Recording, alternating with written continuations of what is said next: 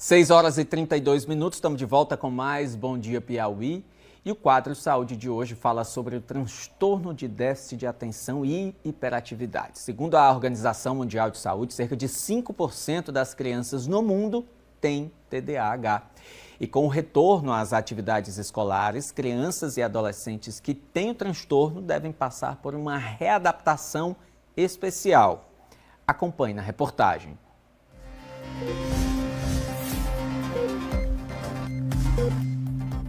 Manter o foco em uma determinada atividade, se concentrar. Essa é a maior dificuldade de uma pessoa com transtorno do déficit de atenção com hiperatividade, o chamado TDAH. Agora imagine uma criança que está enfrentando a vida escolar. A Monique é psicóloga e mãe de uma criança com TDAH. E mesmo com todo o conhecimento que possui, ela enfrenta alguns desafios para criar e educar o filho. É um desafio diário, né, para todas as atividades nas quais ele está inserido.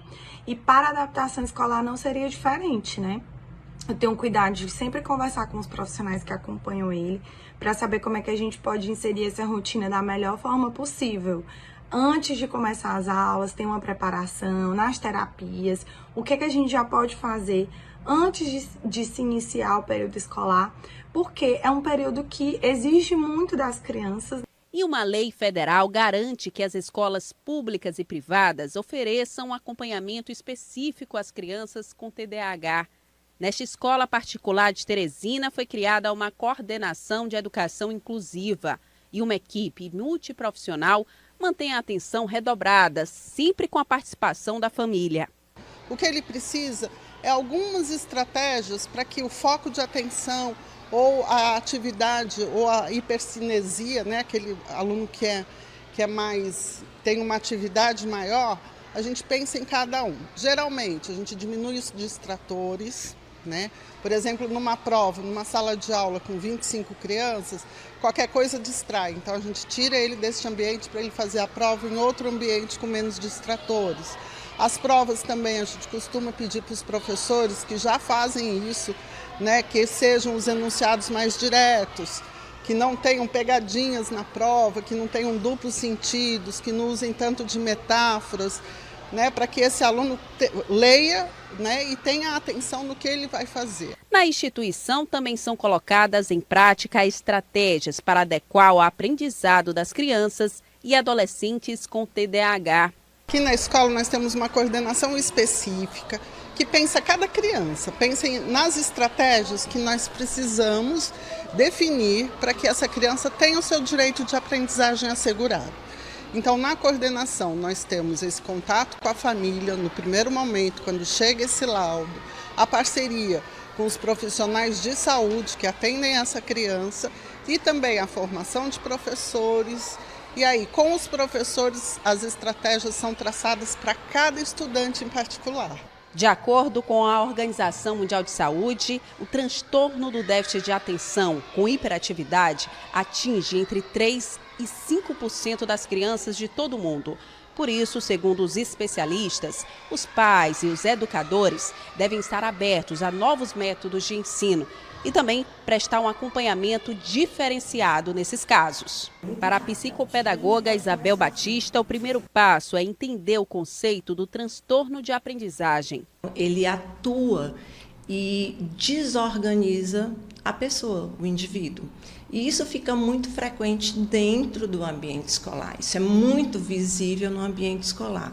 Então, é muito esperado que a criança passe ali os primeiros anos e, ao ingressar na escola, isso seja visto. Porque é aquela criança que não para, é aquela criança que tem um poder cognitivo, não tem déficit cognitivo, geralmente, mas ela não consegue se concentrar para realizar, a perda é atencional, não é do conteúdo, ela consegue aprender, o que ela não consegue é parar para ter atenção para aprender. Quando isso é mediado, né, ela consegue dar conta.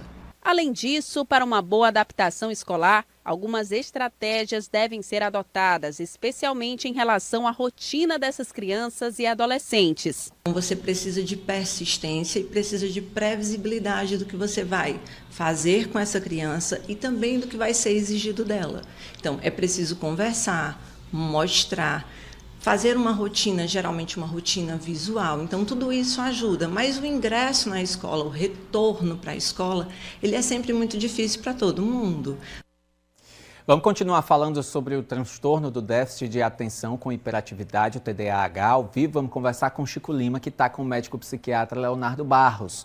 Chico, a gente quer entender, inclusive assim, que as crianças, os adolescentes que têm TDAH, muitas vezes são confundidos. E aí, com crianças danadas ou desatentas, como é que se pode, então, enquadrar corretamente, identificar corretamente o TDAH nessas crianças? Perfeito, Felipe. Mais uma vez, bom dia para você e para todo mundo que está acompanhando a gente, até porque são características comuns de criança, né? Desatenção, está conhecendo o mundo, vendo muitas coisas, então há essa confusão. A gente está aqui, como você falou, com o psiquiatra Leonardo Barros, e aí a gente vai começar a conversar, Felipe. Eu já deixo o telefone aqui para que o nosso telespectador possa enviar a mensagem, que é do nosso WhatsApp, que é o 981019594. Pode mandar a sua pergunta para esse número, que aí a gente, se der tempo, conversa aqui com o doutor, com quem eu dou bom dia, para quem eu dou bom dia a partir de agora. Então vamos tentar começar, doutor, fazendo essa diferenciação entre uma criança que tem esse nível de desatenção que é considerado natural para a idade e aquela que já está trazendo indícios que pode ter TDAH. Certo, Francisco, bom dia, a todos os telespectadores, a você.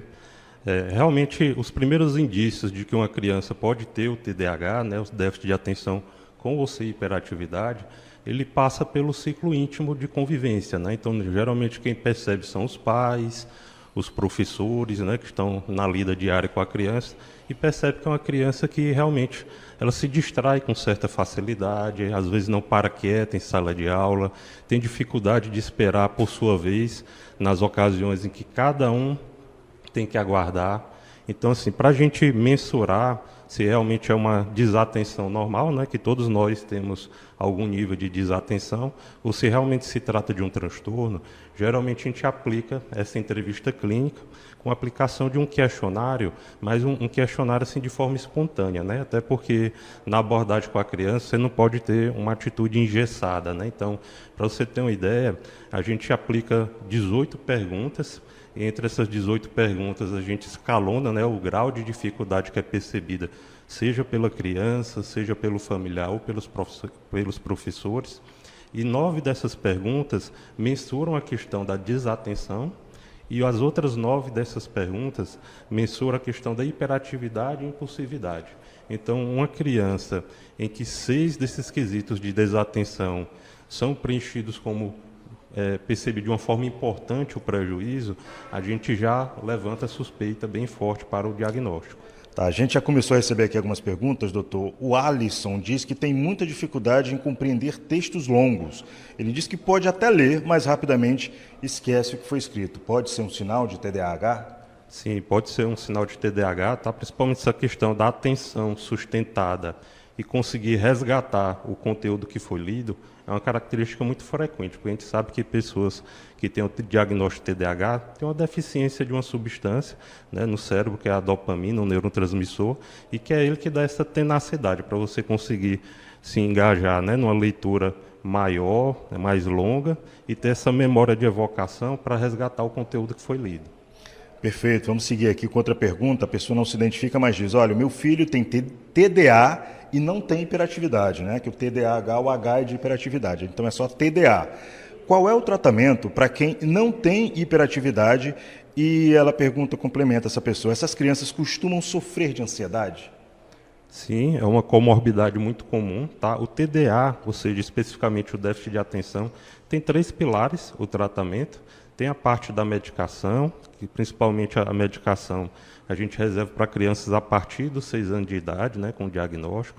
Tem a parte da terapia comportamental, ou seja, essa questão da atenção ela pode ser aprendida também, tá? Então, geralmente com a criança, são terapias lúdicas, né? Vai envolver brincadeiras, contextos, para ela conseguir ter essa atenção sustentada. E prática também de exercício físico, que ajuda nessa parte mais biológica do transtorno. Tá, tem outra pergunta aqui, doutor, que diz o seguinte: bom dia, toda criança com TDAH tem autismo ou vice-versa? Não, são transtornos diferentes, mas que pode ocorrer de forma concomitante, ou seja, criança ter tanto o autismo quanto o TDAH. Não chega a ser raro, tá? É até bem frequente, mas são transtornos diferentes e podem ocorrer de forma isolada. Tá, outra pergunta aqui é: existem níveis ou tipos de hiperatividade? Quer dizer, existe uma gradação no nível de hiperatividade que a pessoa desenvolve? Existe sim, tá? Tanto a questão dos tipos, né? Então, por exemplo, o TDAH, a gente tem o tipo predominantemente desatento, que é muito frequente, por exemplo, em meninas, na verdade.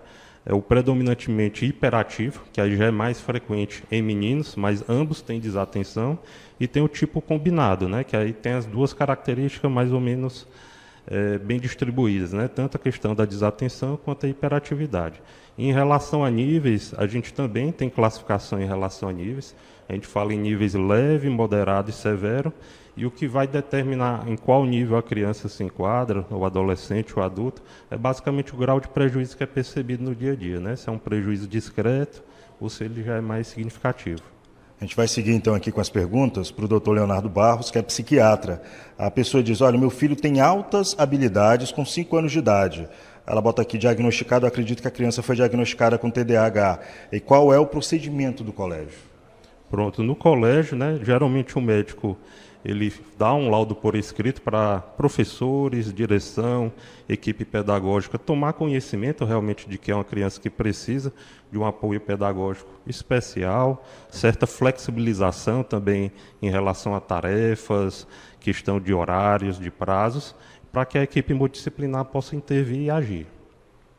Uma outra pergunta diz o seguinte: sou adulto, tenho 29 anos, né, empreendedor, engenheiro, e tem dificuldade de concentração e organização, pensamento acelerado, além de ansiedade, né? Diz que tem uma tendência de fugir e protelar atividades. Isso é um indício de TDAH? É o Matheus de Altos que está perguntando. Sim, tanto essa questão da profusão de pensamentos, né, que é uma característica presente tanto nos quadros de ansiedade.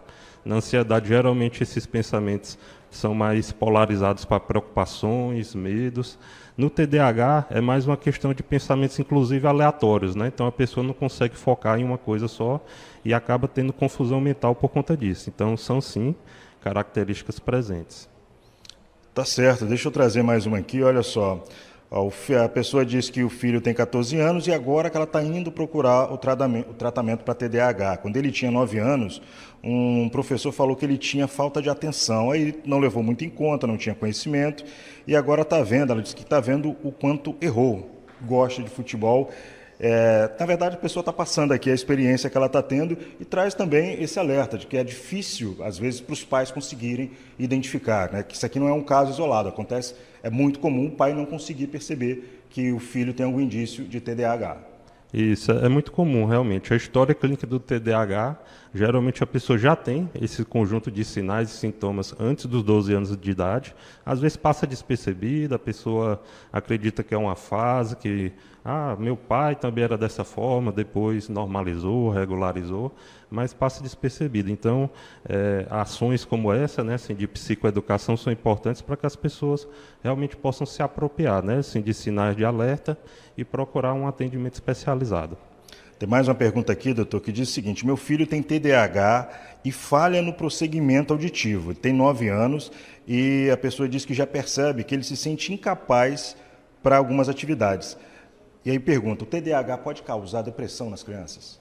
Pode, né? A gente falou em comorbidades, né, que podem vir atreladas ao TDAH. Então, ansiedade e depressão são algumas das mais prevalentes, né? Porque às vezes a pessoa tenta concluir atividades e não consegue, né? Então vai gerando frustração, vai gerando sentimentos de incapacidade, que são características muito comuns a quadros depressivos.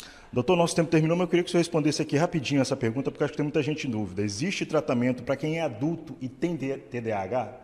existe sim, tá? O tratamento é bem semelhante, né? Vai mudar um pouco a abordagem de terapia, né? Nas crianças é uma terapia mais comportamental, nos adultos a gente se incentiva a linha cognitivo-comportamental para trabalhar tanto aspectos de disciplina, de organização e o tratamento medicamentoso também é possível em adultos. Perfeito. Então, muitas perguntas sendo feitas. Eu queria aqui agradecer ao psiquiatra Leonardo Barros pelos esclarecimentos. Doutor, muito obrigado. Bom dia. Obrigado, bom dia. E é isso, Felipe. A gente volta com você aí no estúdio. Obrigado, Chico. A você também, doutor Leonardo, pela participação.